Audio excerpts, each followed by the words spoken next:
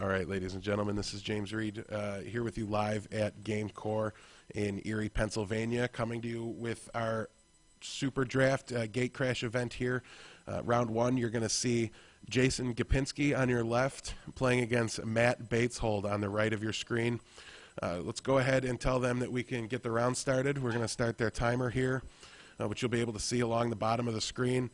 Again, we're trying to, we have a little spelling error with the name as we get a handshake from our competitors, and it's a D at the end of Matt's last name there. We'll get that fixed up for you. And I'm taking a look at their decks here. I'm going to talk to you about some of the things that Matt is playing. He is playing a blue, black, green deck, so bug colors here. He's playing a Last Thoughts, 2 Metropolis Sprite, Rapid Hydrazation, a Void Walk, 2 Corpse Blockades, Horror of the Dim, Lord of the Void, Thrall Parasite, an Adaptive Snapjaw, 2 Croconuras. I don't know if I'm pronouncing that correctly. Not even sure what the card does. I just know I've heard a lot of buzz about how good it is in this limited environment. Also a Sprite Tracer, Shamble Shark, Soul Ransom, a Mind Grind, a Mortis Strider, a Nimbus Swimmer, Lazav Demir Mastermind, and a Dinrova Horror. So we're going to jump back into this game, catch you up on what's on the board. And our viewers, please feel free to help me figure out exactly who these creatures are on the board. I'm flying a little blind here. I've yet to draft this set myself. I'm trying to match pictures in my player guide.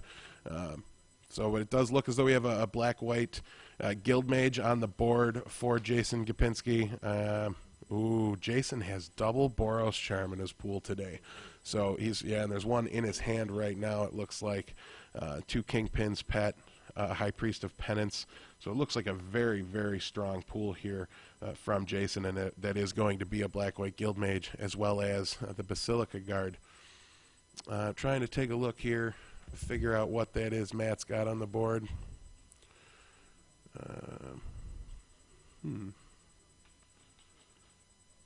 Do apologize again.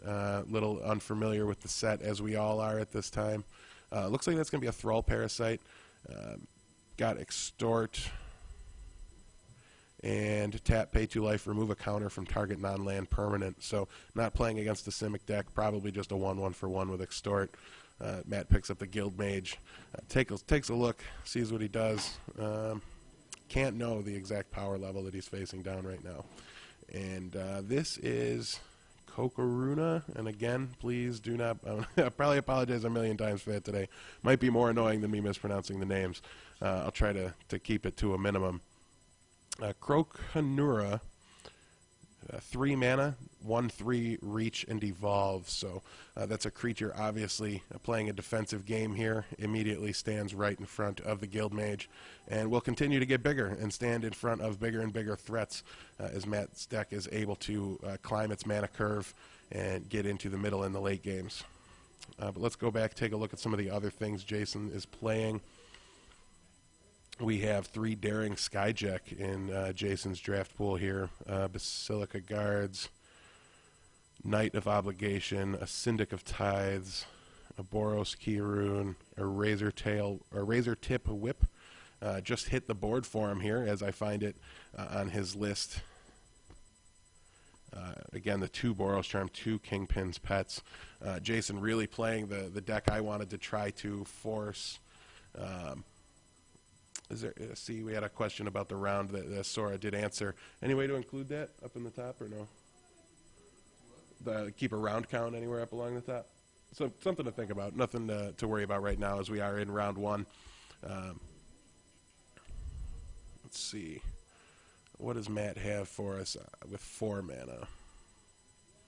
Trying to take a peek at his hand. It looks like... All these gold cards look very, very similar. And again, very sorry about my unfamiliarity with some of these. Going to get a life total check here. Got to see if that Whiptail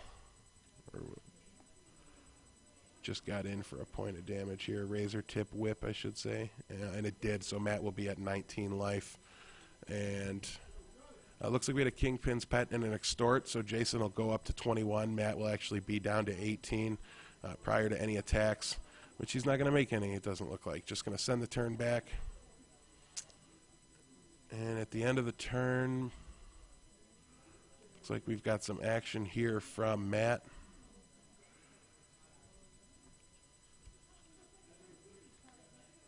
Working on the information as for what that card he just played is. And again, do feel free to help us. I'll try to speak a little more directly into the microphone here. Sora's going to help try to increase the volume some. If anybody else has any reverse complaints, please let us know. We don't want to, try to fix things for one person at the expense of everybody else that's tuning in. Matt's going to play his 5th land here.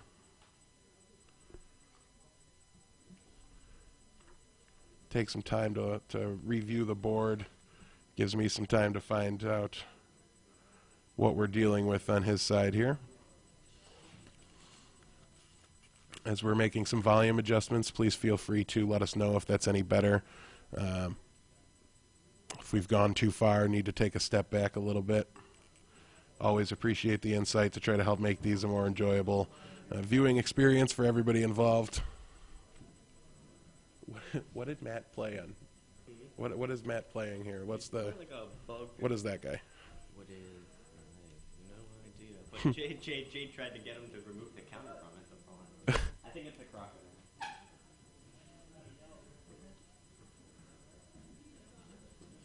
This is a Shamble Shark. All right, so Shamble Shark is the card. Here we go, I just found it. So Flash and Evolve, it's a 2/1 for 2 mana. Very efficient beater, something that I think fits at home very well in Matt's deck. Obviously, the ability to play things at instant speed, very valuable, affects the decisions of your opponents. But Jason's deck and currently his board, I think, are just a little bit superior. But that's the thing about the Simic Guild and the Evolve ability is that you might have a lackluster board, but things get better with every single turn. And if you can hold out and hang tight, you'll be able to take the game over. The biggest problem I see for him right now is this Kingpin's Pet, which Jason is sending into the red zone here. Will be blocked by Kogaruna, and an Arrows of Justice will take down the... wow, I hate even trying to figure out how to pronounce that card. And looks like we're better off with our volume here now, so thanks again for the input. And again, if you guys have any ability to Google things faster than me, always happy to receive a little assistance with these cards that are on the board, so I can make sure everybody knows exactly what's happening. It looks like there's a Gateway Shade down for Matt, so each black mana actually pumps +1/+1. You can tap a gate that you control, and it will get +2/+2 until end of turn. No gates currently on Matt's side of the board, so just your regular Shade. And Matt adds green card to his board. We're going to update the life total situation. Takes us a little bit here to get in the swing of things and get that updated as smoothly as possible for you guys. And an Adaptive Snapjaw is the creature that Matt added to the board. Very, very big creature. Efficient power for converted mana cost. Just 5 mana to get you 6 power, 2 toughness, and it has Evolve. One of the not often noted things about Evolve is that if the toughness is bigger than the creature with Evolve's toughness, you can still +1/+1 it. So the Adaptive Snapjaw, usually, if it was just power, would not actually receive too many bonuses. But now every 3 toughness, then 4 toughness creature that he plays makes the Snapjaw even bigger. Challenge for Matt will be to be able to get these big guys to stick and hit the board. But I do really like the color combination that he's playing with at the moment. And hopefully he'll be able to do that. Did we have a Razor Tip Whip activation end of turn? Okay. I'm not sure, did we? I didn't see it. All right, well, we might be off 1 life total here. As the Kingpin's Pet enters the red zone and takes down Matt's life total to 14.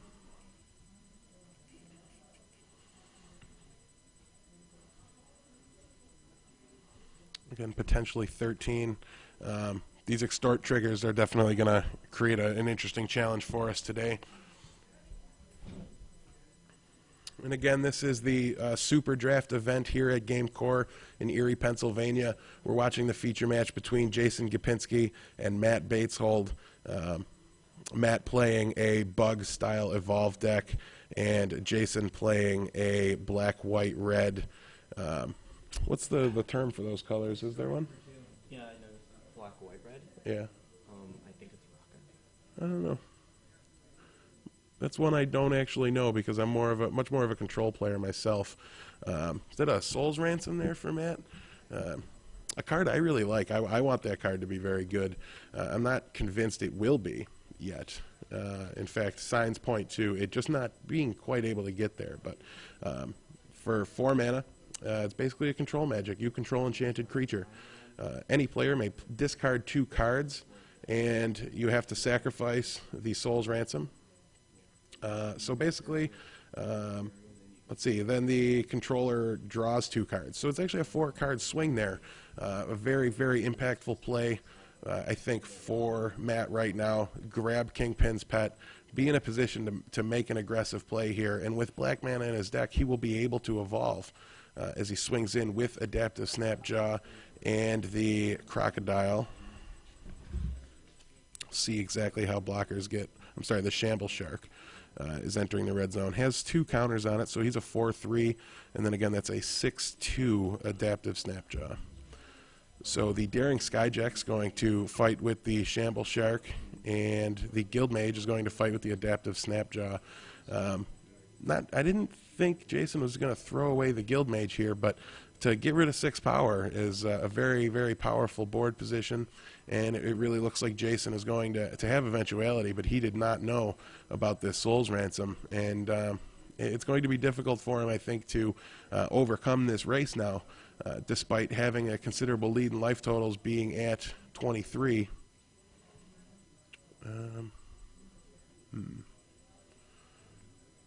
Do we know what Jason used his mana for last turn?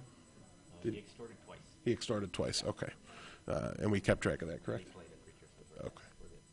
So now Matt takes control of the Kingpin's Pet. We do believe life totals are accurate. At most, Matt might be at 11 if he missed a Razor Tip Whip, but we don't believe so. And Jason is running out of cards. Doesn't seem to have hit red mana here to be able to cast this Boros Charm, which is just a hugely impactful card. I believe he's got another Daring Skyjack in his hand and then an unknown 3rd card. Jason got all the Daring Skyjacks today with 3 of them. So kind of looking and reading the Soul's Ransom, I think, in a little more disbelief than he'd like. It's a huge card in Limited, I think, at this point, and it's going to be a big impact card for Matt. And anytime you can create a 4-card disadvantage for your opponent, and in order to get your creature back, and it's just a 2/2 flyer, he's got to pitch 2 spells and give his opponent 2 draws. So that's definitely a big difference, a big tempo advantage. And Matt went from looking like he was almost dead on board to getting a couple good 1-for-1 trades, getting the Guildmage off the board, getting the Daring Skyjack off the board, and stealing a creature from Jason to kind of put himself in a position to do something with this game. So very good play here from Matt, and I don't think Jason's really done anything remarkably wrong here. Nothing that I can see. He just didn't have red mana to be able to block with an indestructible team and keep a dominating board presence.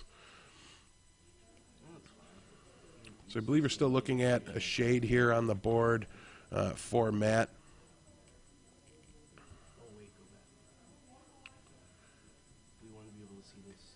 It's getting harder and harder to remember the names of these cards as the board states build up. Gonna have to start using the, let's see, the deck list a little more to my advantage here. Would it be Corpse Blockade then? It's the sacred creature given to me, I'm pretty sure. Yeah, we have a Corpse Blockade in play on Matt's side of the board. That's a 1/4 defender for 3 mana. Sacrifice another creature, and your 1/4 wall gains death touch until end of turn. So at the cost of your worst creature, your wall now is able to take down whatever it blocks. I don't know how often it's going to be a big impact card, but when it is, when the threat and when the bomb is on the ground and that guy's able to block it, it'll read like a 2-for-1, but sometimes you need to make those plays. And we do not have the Shade in play anymore on Matt's side of the board. It looks like that might have been taken down in combat. Where'd our Kingpin's Pet go? He sacked it to the Corpse Blockade. Okay. So, yeah, Matt sacked the Kingpin's Pet to the Corpse Blockade. Not entirely certain why. Did that get made clear why I he have no idea why. had done that? Unless Jay discarded 2 cards. It looks like Okay, Jay- so Jay yeah. did discard 2 All cards. right, so Jason sacrificed the Soul Ransom. So I think we're getting a judge's ruling right now. Yep, that's going to be Mr. Judge Blaine's hand coming in to sort this whole situation out, because it looks like Jason attempted to pay the cost on the Soul's Ransom. He got What's that? Soul Ransom is really hard to, if you read it, it's really confusing. So I think Jay thought he got to discard 2 cards and draw 2 cards, but really he gets to go. Oh, okay, I gotcha. So there might be a discrepancy as to what the card actually does. Jason may have just signed himself up for more disadvantage than he thought, maybe thinking he was getting 2 cards back. So we're just going to have to kind of sit tight here and wait and see how the judge gets everything sorted out. Yep. Looks like But I want to thank all of our listeners. I will get confirmation from John. I know as we head into the top 8, we like to do a little bit of a prize giveaway here at GameCore, give away some smaller denomination gift cards, but we're going to be launching a website very soon. And, was that the Strider?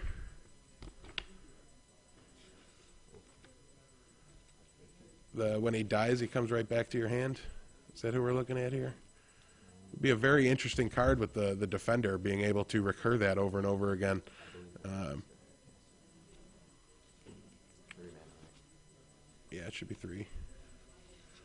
Nothing extorts on Matt's side of the board here, so life totals won't change.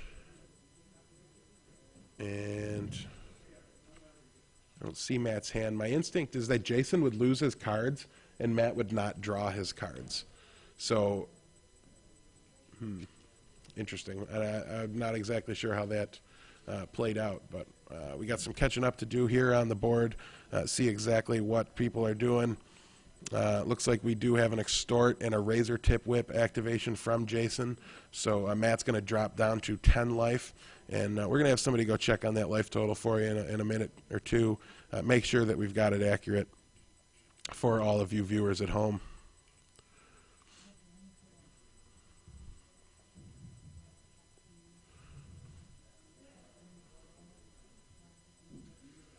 Yep, so the Strider died and went back to his hand, so that's about all the confirmation I need. I don't know the exact name of that card, though, to be able to look it up, cross-reference the picture. There we go, Mortis Strider. And yep, that's certainly who we were looking at. And a couple of blue creatures added to Matt's side of the board. Let's try to get caught up on what those are. Maybe he did get to draw his 2 cards there. We're going to have to get a clarification. And maybe if we can go track down Judge Blaine so that way he can do that. Although we're short helpers at the moment, they always filter in a little more. John. I think what happened was Jay went to go discard the 2 cards. He was wondering if he could sack it to the guys. Do you know what happened with our judge ruling there? I wasn't. Okay. Yeah. And looks like we have an attacker here for Matt. Just going to trade with the 1/1 that was created. And another copy of this mystery creature, the Metropolis Sprite. So it's a 1/2 for 2 mana, and it's able to pay 1 blue mana to give it +1, a -1. So able to effectively attack for 2. And not sure what's equipped to it here. Hands of Bonding, maybe? We'll have to take a look at Matt's deck.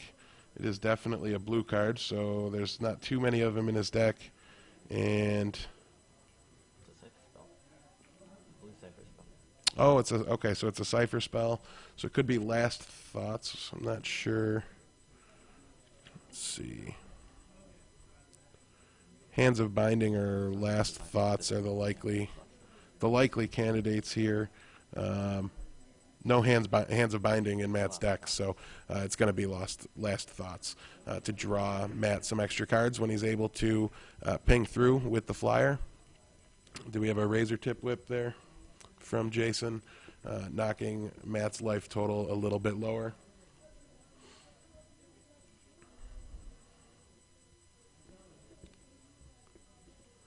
And for those of you I can see in chat here that are talking to Sora, he'll be back with you shortly. We are letting the owner of the store here, John Gopinski. Jason's his brother, who we're looking at on camera here on the left side of your screen.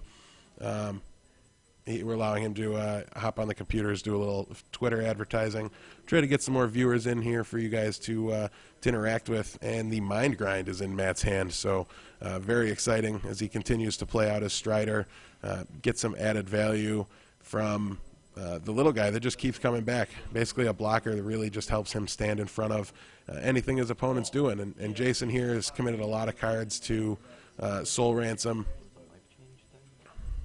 It does look as though there was a life change. I don't know why. Does that little guy maybe have Extort? We're gonna need. Why don't you go get a life total update for us? And we'll get a life total update. We might have missed the presence of an Extort creature on Matt's side of the board. That would help us clarify exactly what's going on here as Jason adds a Daring Skyjack to the board and evolves it. So that evolve trigger will be included in the life total update. And we were definitely off on the life totals, so getting that update for you now. I apologize for that. That will get better throughout the day, I promise. This is my second broadcast with the fine people here at GameCore, and that is a Thrall Parasite indeed, which has Extort.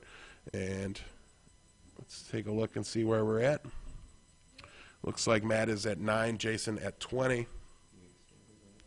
And we've got some attacks here by Matt. Nobody with flying on Jason's side of the board, so it looks like 4 damage taken by Jason to drop his life total down. Well, we were way off. Is he actually at 10 now? 11? 11 now. 11. That's with the 4 damage you just took in combat? No. No? All right. And the Strider hits the board again. Looks like one more Extort trigger for Matt. Wow, Extort is a very difficult mechanic to keep track of here when you don't have eyes and ears directly on the table. Obviously, we have eyes, no ears. And Jason's going to scoop up game 1 and move on. As Matt's evolved deck, the bug card advantage machine that he seems to have been able to put online with the Strider and the Defender with Death Touch, really just making it very, very difficult for Jason to be able to push through. And he's up 1 game here.